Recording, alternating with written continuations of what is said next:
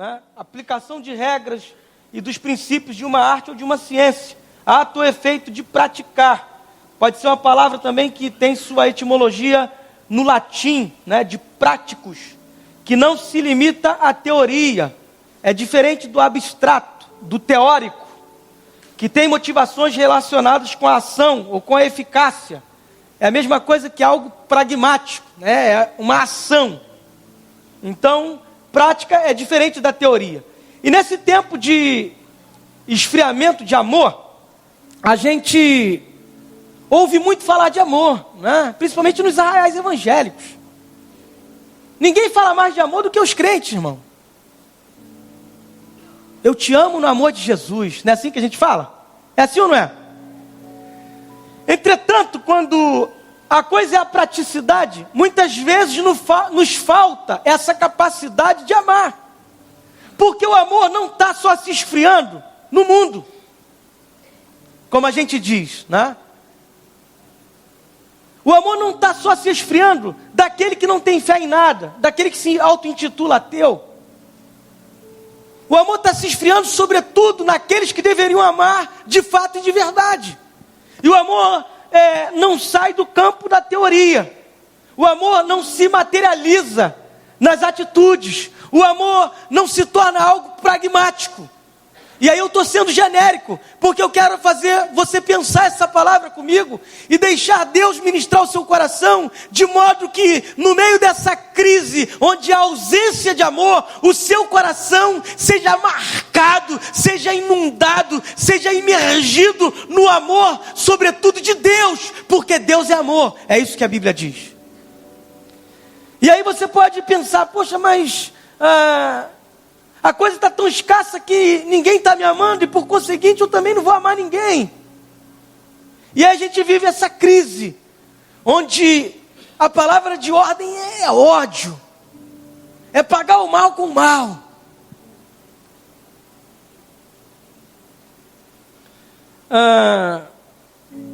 Eu queria ler um texto, né? Até hoje eu não me posicionei em nenhuma mídia sobre esse assunto. De manhã também não fiz.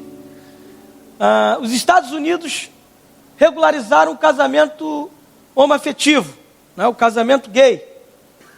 Aí alguém já disse por aí que o Brasil regularizou isso há tempos, né? E na verdade não, porque o que está regularizado aqui é a união civil, a união estável, né? O casamento não. Estou certo, Bruno? Estou certo? Bate a informação? É isso mesmo, né? Que eu ouvi tanto falar que aqui regularizaram o casamento. Falei, será que eu estou perdido no tempo da... na verdade, a união civil, né? Foi regularizada a união estável, né? O casamento não. E quando a gente é bombardeado com essas informações, a gente, enquanto pessoa, enquanto ser humano, a gente fica movido de lá para cá. É tanta informação, é tanta briga, é tanta gente brigando, e o crente brigando com o ativista gay, e aquela guerra para lá e para cá. Pastor, o senhor é a favor do casamento gay? É claro que não. Eu sou a favor do que a Bíblia diz. Todavia, esse não é um pensamento meu. Quando for um pensamento meu, eu sempre falo. A coisa vai ficar pior, irmãos. Isso é só o começo. Você começa a olhar para a Bíblia, pastor, isso é para me atribular? Não, querido. É para dizer para você que você é igreja de Jesus, com casamento gay ou não, com criminalidade crescente, com o poder público não executando o seu papel, com o poder estatal se escusando de fazer aquilo que tem que fazer, com o judiciário corrompido. Você é um filho de Deus, você é a igreja de Jesus na terra e você vai continuar sendo. Deus não precisa de advogado, a igreja de Jesus não precisa de advogado. Deus é Senhor de céus e terra. Pastor, então ele está alheio a isso que está acontecendo?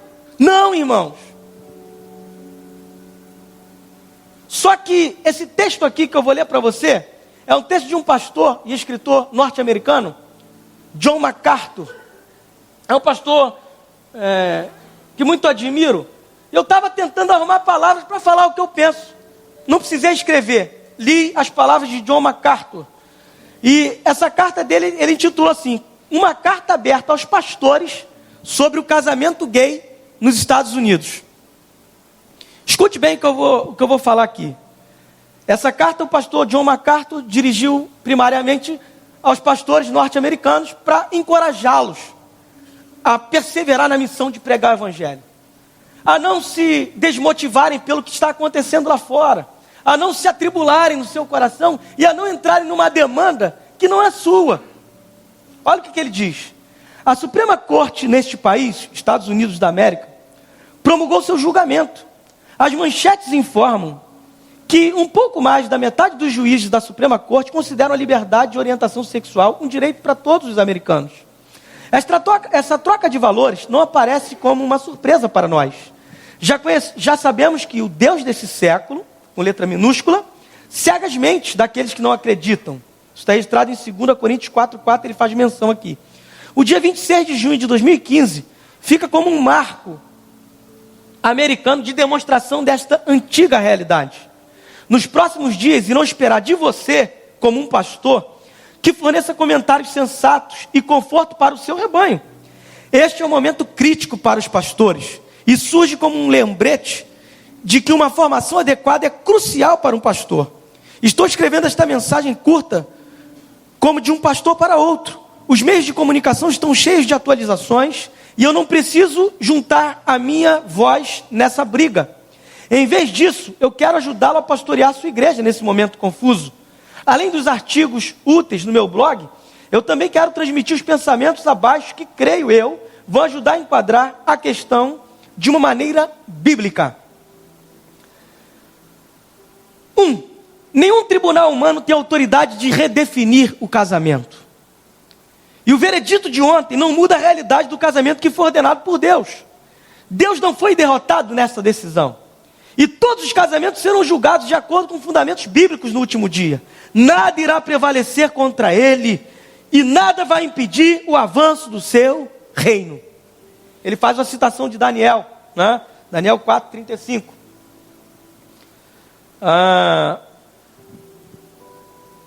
A palavra de Deus pronunciou seu julgamento sobre toda a nação. Item 2.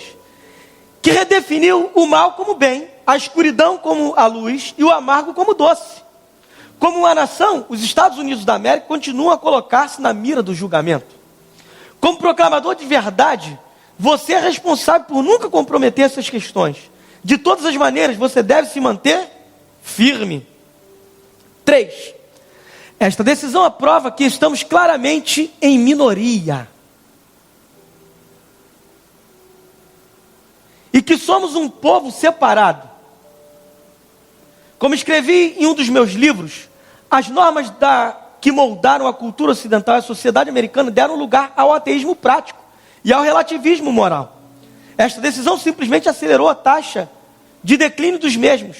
A moralidade de um país nunca vai ser mais alta do que a moralidade de seus cidadãos. E sabemos que a maioria dos americanos não tem uma cosmovisão bíblica. Veja bem, um pastor norte-americano falando da sua nação, uma nação que foi colonizada e constitucionalizada sobre os parâmetros bíblicos.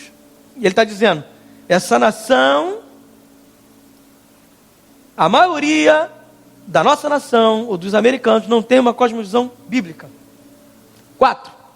A liberdade religiosa não é prometida na Bíblia. Na América, a Igreja de Jesus Cristo tem desfrutado de uma liberdade sem precedentes. Isso está mudando. E a nova norma pode, na verdade, incluir a perseguição. Você lembra que eu já falei disso aqui? Essa liberdade ou libertinagem é a mesma que nós vivemos no Brasil. Uma igreja que incha a passos largos, mas que diminui na sua potencialidade quando o assunto é o evangelho de verdade. Isso está mudando e a nova norma pode, na verdade, incluir perseguição, o que será algo novo para nós. Nunca houve um momento mais importante para homens talentosos ajudarem a liderar a igreja ao lidar de forma competente com a espada do Espírito. 5. O casamento não é o campo de batalha final. E os nossos inimigos não são homens e mulheres que procuram destruí-lo. O campo de batalha é o evangelho. Tenha cuidado para não substituir a paciência, o amor e a oração por amargura, ódio e política. Você já viu eu falando isso aqui, né? À medida que você guiar cuidadosamente seu rebanho, afastando-o das armadilhas perigosas que aparecem à frente, lembre-os do imenso poder do perdão por meio da cruz de Cristo. E 6, Romanos capítulo 1 identifica claramente a evidência da ira de Deus sobre uma nação. A imoralidade sexual seguida da imoralidade homossexual, culminando em uma disposição mental reprovável. Esta etapa mais recente nos lembra que a ira de Deus veio na íntegra. Vemos agora mentes reprováveis em todos os níveis de liderança. No Supremo Tribunal Federal, na presidência, nos gabinetes, na legislatura, na imprensa e cultura. Se o diagnóstico da nossa sociedade está de acordo com Romanos 1, então também devemos seguir a receita encontrada em Romanos 1. Não devemos nos envergonhar do Evangelho, pois é o poder de Deus para a salvação.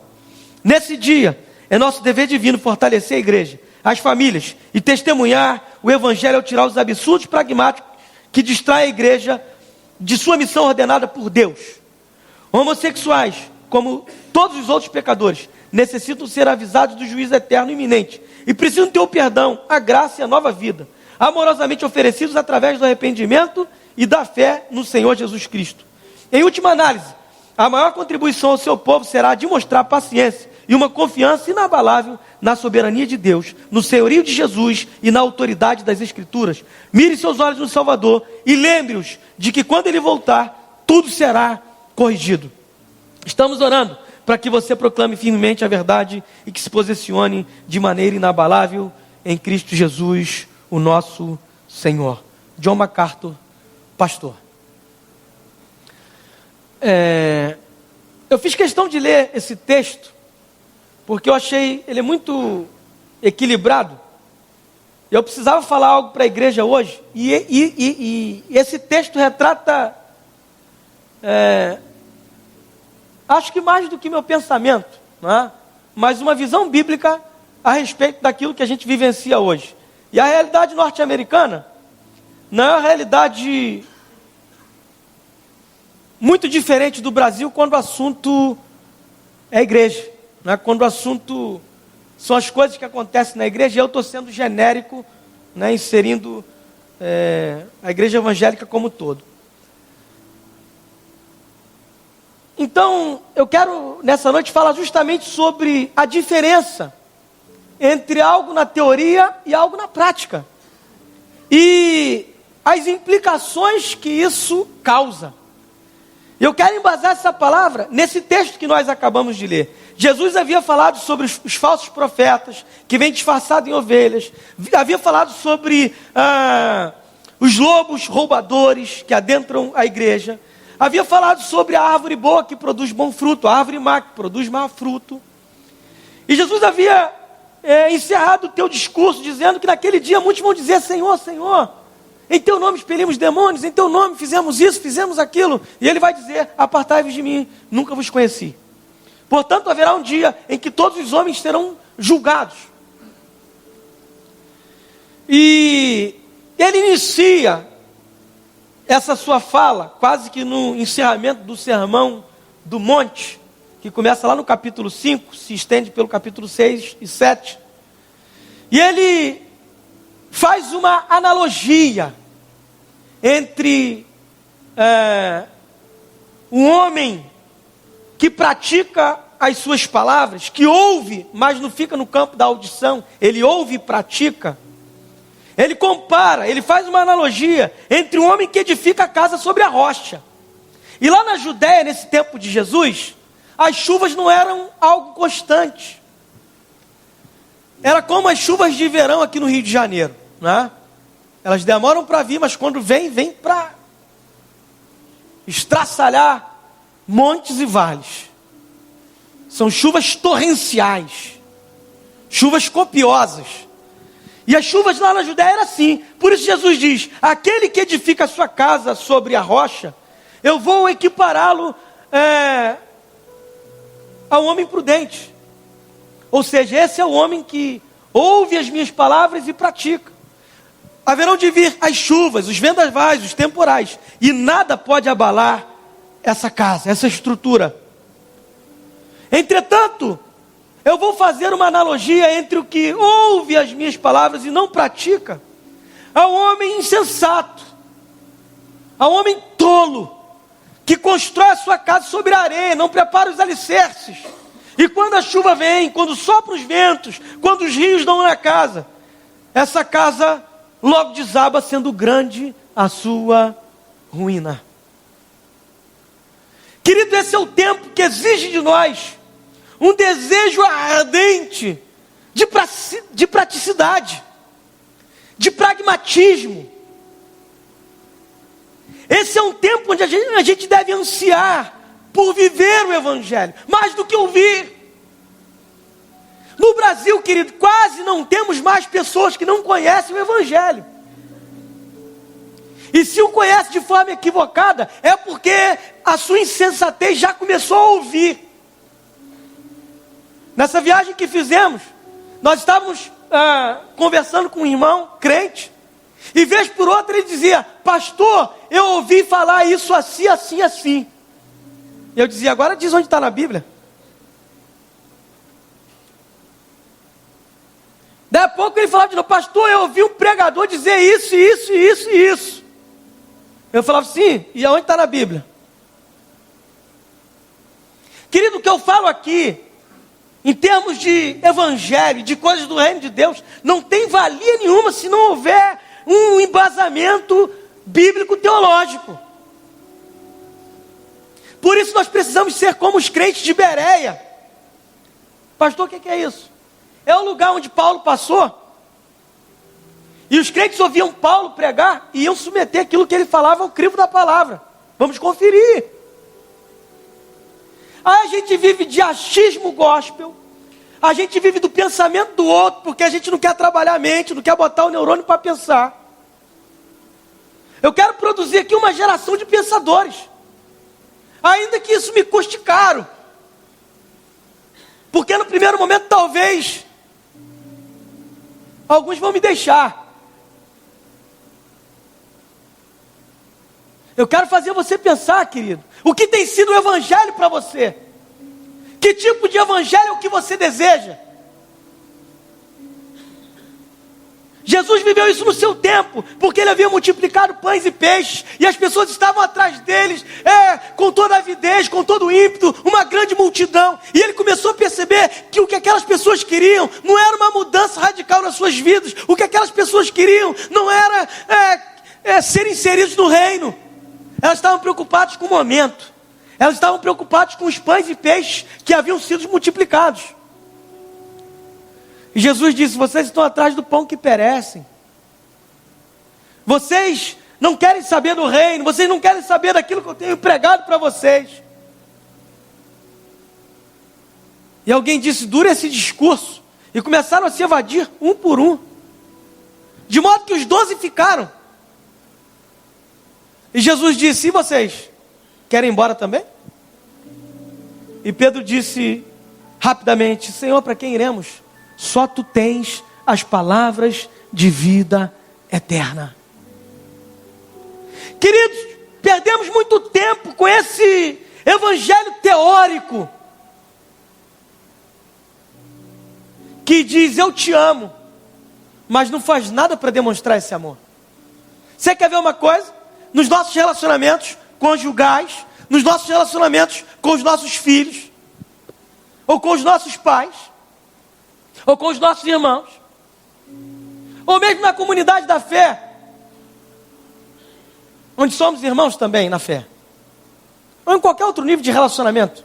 Se você diz para a pessoa: eu amo você, mas a sua demonstração, a sua atitude contradiz a sua palavra, o que a outra pessoa vai pensar? Por mais que não verbalize, que me ama coisa nenhuma.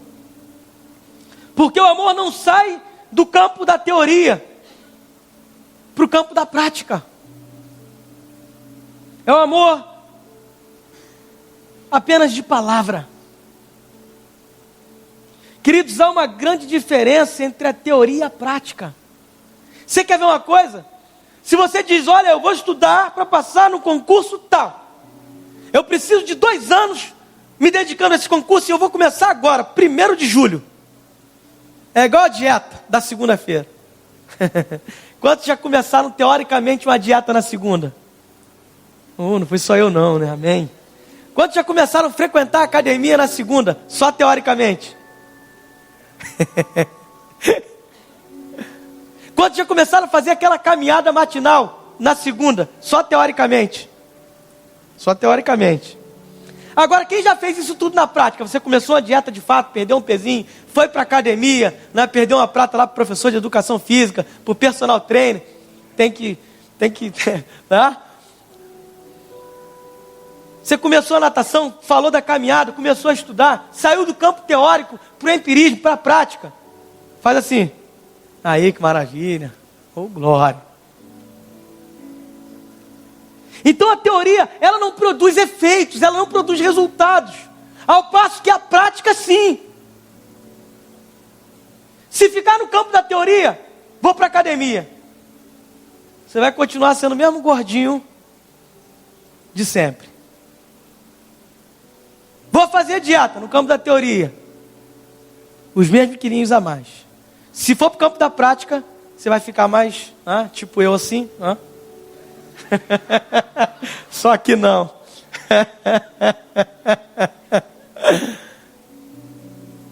Se você for para o campo da prática, no estudo, querido, você vai passar naquele concurso. Pode passar, não passar na primeira, não passar na segunda, mas uma hora você vai passar. Porque você está estudando. Você está se dedicando. Agora chega sabadão, fez aquele sol, glória, Cambuinha está me esperando. De noite, o aniversário do fulaninho, estamos lá. Como dizia um amigo meu concurseiro, ele falava assim, irmão, vou para casa que meus inimigos estão tudo estudando. Ficou anos sem lazer. Uns 3 ou 4 anos. Mas passou no concurso. Está lá. Então, querido, o que Jesus está dizendo aqui é o seguinte: todo aquele que ouve as minhas palavras e as pratica, tem uma grande diferença no ouvir, porque tanto o prudente quanto o insensato ouvem, mas o prudente pratica. Todo aquele que ouve estas minhas palavras e pratica, eu vou compará-lo ao homem que edificou a sua casa sobre a rocha. Querido, edificar algo sobre a rocha dá trabalho.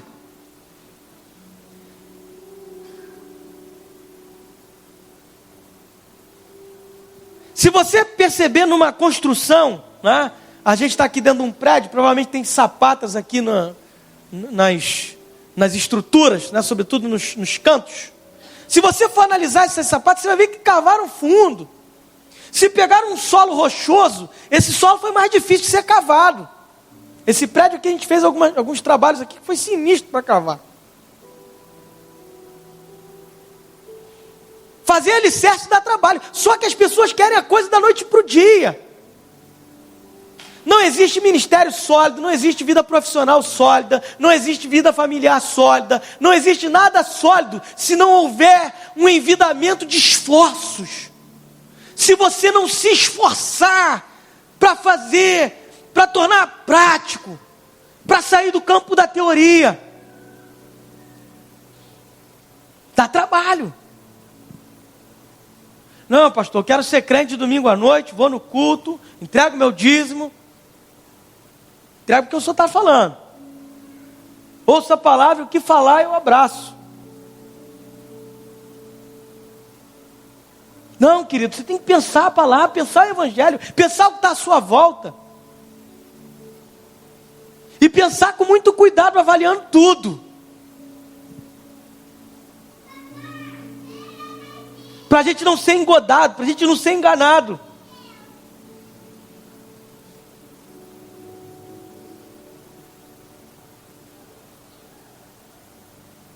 Deus está nos chamando para edificar a nossa vida sobre a rocha. Edificando a nossa vida, as vertentes que envolvem a nossa vida também serão edificadas, porque a nossa vida é o marco principal. Onde você está edificando a sua vida?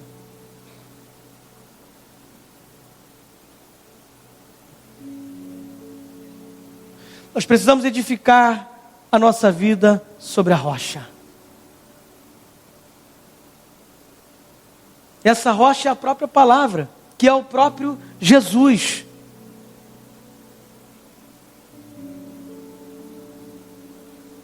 Pedro vai dizer, ele é a pedra angular, a pedra que os construtores rejeitaram. Essa foi posta por coluna.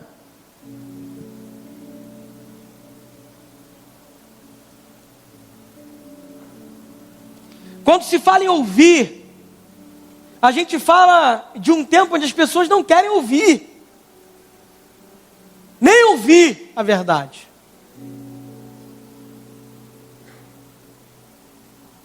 E Paulo disse a Timóteo, nos últimos tempos,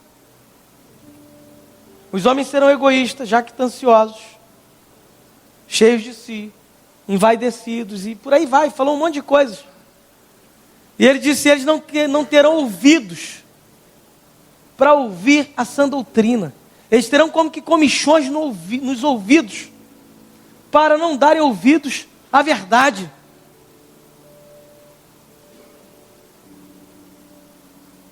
Meus irmãos, existe uma grande diferença entre a teoria e a prática. Existe uma grande diferença entre o Evangelho de Jesus e o Evangelho dos evangélicos.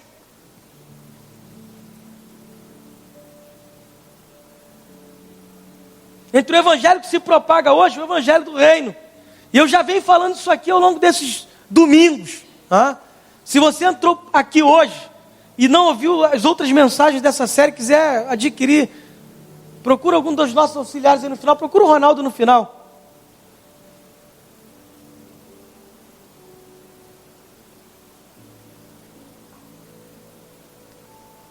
Jesus está dizendo, todo aquele que ouve as minhas palavras e não as pratica, está longe do pragmatismo, está longe de realizar, do fazer, do agir, do se mover, do pôr em prática. Eu vou equipará-lo a um homem insensato que edificou a sua casa sobre a areia. Irmãos, quando a gente olha para a aparência, não há diferença. Uma casa está ali, a outra está aqui. Ninguém está vendo o que está por baixo, o alicerce ninguém vê.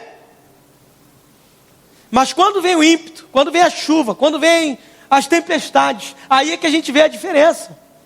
Portanto, eu quero encorajar você, dizendo para você, vai vir a tempestade das más notícias, vai vir a tempestade dos acontecimentos no mundo no qual nós estamos inseridos, vai vir as tempestades, virão as tempestades daquilo que está para acontecer ainda. Todavia, o nosso coração não deve se atribular, não deve se encher de temor, porque Deus é a salvaguarda da nossa vida, Ele é o nosso refúgio, a nossa fortaleza, o nosso socorro bem presente no dia da angústia, no dia da tribulação.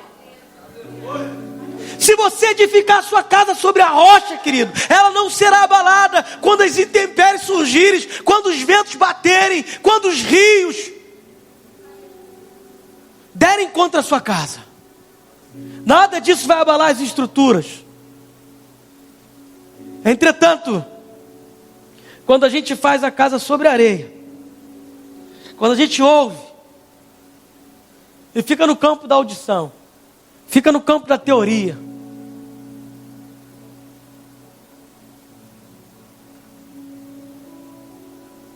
a gente vai ter consequência.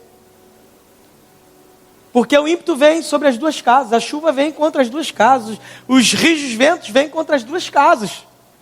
Mas há uma diferença entre a construída na areia e a construída no solo rochoso. A sem alicerce e a com alicerce. Há uma diferença, queridos. E onde está essa diferença?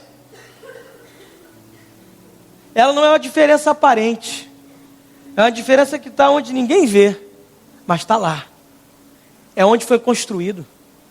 Eu quero dizer para você que talvez as pessoas te olhem e não te dêem muito valor, as pessoas te olhem e façam comentários ou emitam juízo de valor que não se equivale com a verdade. Eu quero dizer para você que Deus olha para você como um filho que o deseja, que o almeja, que tem sede dele, que tem sede por essa palavra, e mais do que apenas de ouvi-la, mas de praticá-la, e Ele sabe muito bem disso.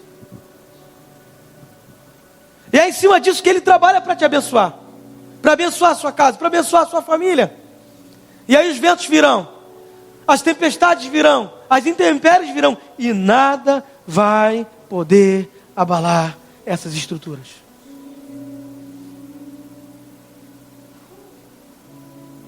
Talvez você tenha entrado aqui e você está vivendo no campo da teoria há anos.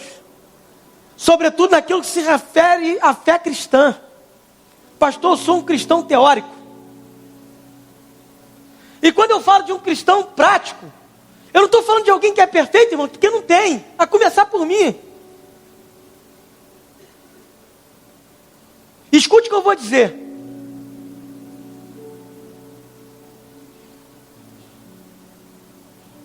Às vezes você tem uma intenção,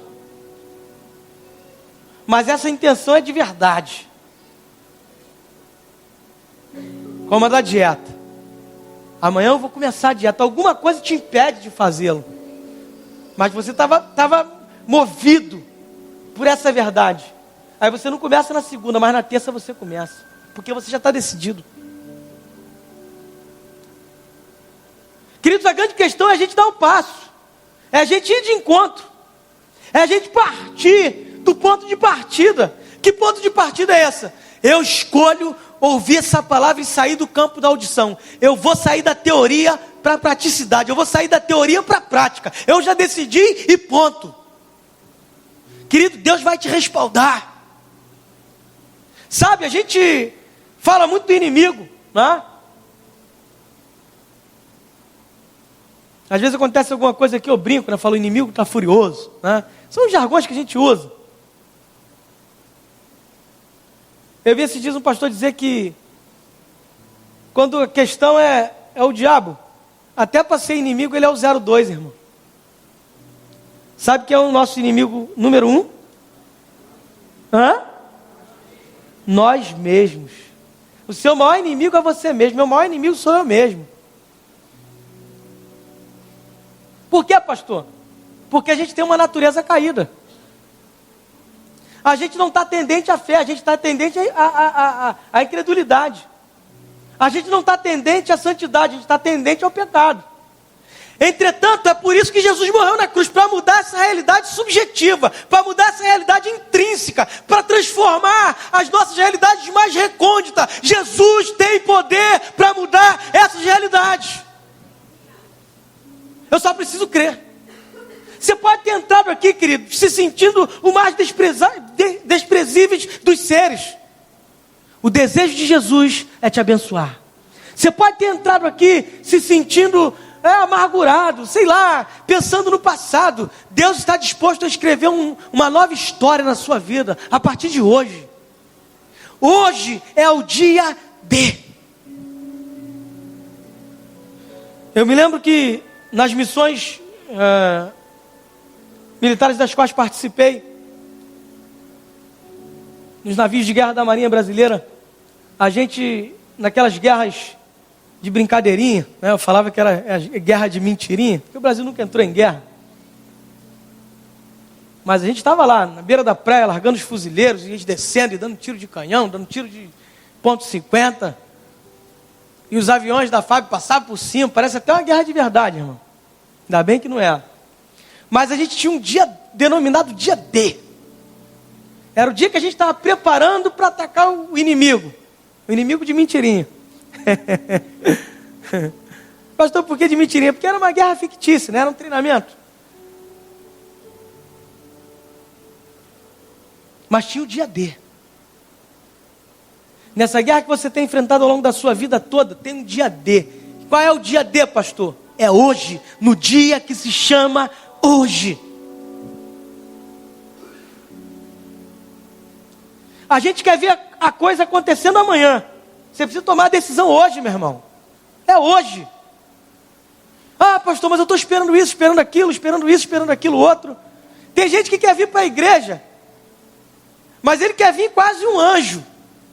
Querido, isso nunca vai acontecer. Não, pastor, tem que melhorar aqui. Não, você vem primeiro e Deus vai te melhorando. Quantos entendem estão sendo melhorados ao longo do tempo que estão no Evangelho? Faz assim. Quantos percebem essa palavra tem te melhorado no dia a dia? Faz assim. É isso aí. Isso é Evangelho, irmãos. Esses 12 homens que Jesus pegou para caminhar com eles eram pessoas comuns, pescadores, coletores de impostos, pares da sociedade. Jesus transformou esses homens. Jesus transformou mulheres marginalizadas.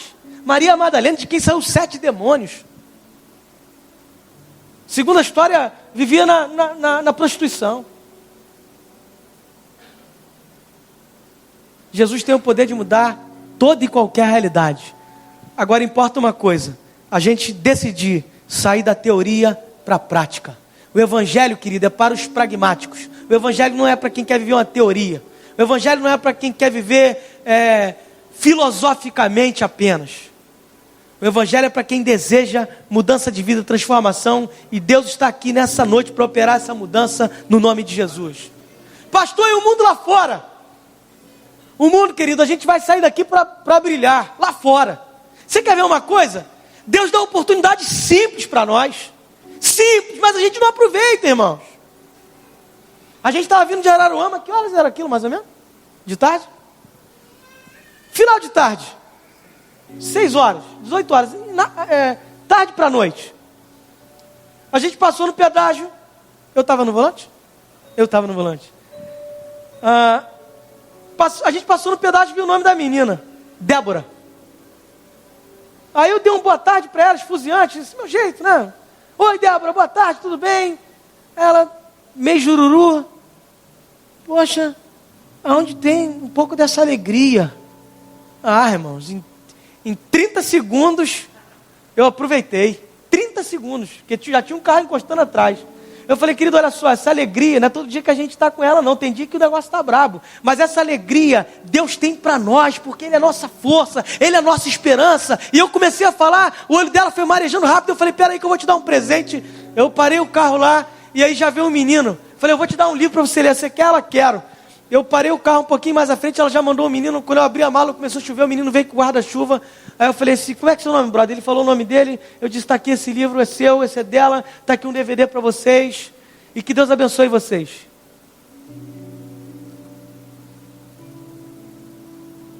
Fato isolado? Não, irmãos. Outro dia eu entrei na farmácia. Almocei com o pastor ali em Culubandeira, num trevo. Aí saímos e falou, vamos passar aqui na farmácia aqui, brother. Ele entrou na farmácia, quando ele entrou, eu dei aquele boa tarde esfuziante, né? Aquele boa tarde, chama a atenção de todo mundo. Boa tarde, gente, tudo bem? Tá. Aí a mulher ficou me olhando, tipo assim, pô, é doido ou tá jorrando dinheiro, né? Aí eu falei, geralmente quando eu chego assim, a pessoa pergunta se eu estou com dinheiro. Eu digo que não, né? Não posso mentir. Aí ela falou, eu ia perguntar aí, se você ganhou na Mega Sena. Eu falei, nem jogo. Aí ela, mas de onde vem essa alegria? Aí eu falei, essa pergunta que eu queria ouvir, essa alegria vem de Deus, querido. Que é a nossa esperança, nesse tempo de crise, de desesperança, Deus enche o nosso coração de esperança. E aí quando eu olhei, estava a bancada da farmácia toda me ouvindo. Eu fiquei uns 3 minutos falando para eles ali de Deus. Aí você, pastor, estava no script? Estava não, irmãos. Não tinha nada no script. Como é que faz? É na hora, papum. A pessoa precisa ver em você, precisa ouvir de você uma palavra. Precisa ver Deus em você, no seu olhar, no seu gesto, na sua atitude. Às vezes num ato simples, irmãos, num abraço, você ganha o coração de uma pessoa. Eu quero encerrar essa palavra dizendo para você, saia da teoria. Seja em que área for, você esteja vivendo no campo da teoria, sai. Deus está te chamando para um novo tempo, para uma nova história, para uma nova vida. que transcende a nova vida como igreja local. É uma nova vida de fato. Isso só pode vir de Deus, o Senhor dos senhores, o Rei dos reis, o nosso Jesus Cristo, aquele que morreu na cruz por mim e por você. Quantos recebem essa palavra? Quantos podem aplaudir o Senhor por ela? Aleluia!